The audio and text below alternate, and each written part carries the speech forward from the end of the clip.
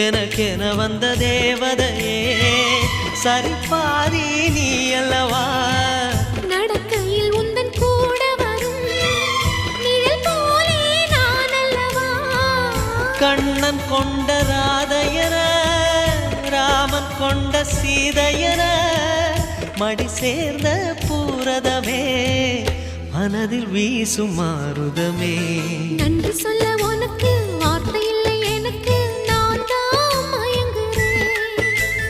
என்னுடைய மனச தந்துவிட்ட பிறகும் ஏம்மா கலங்குற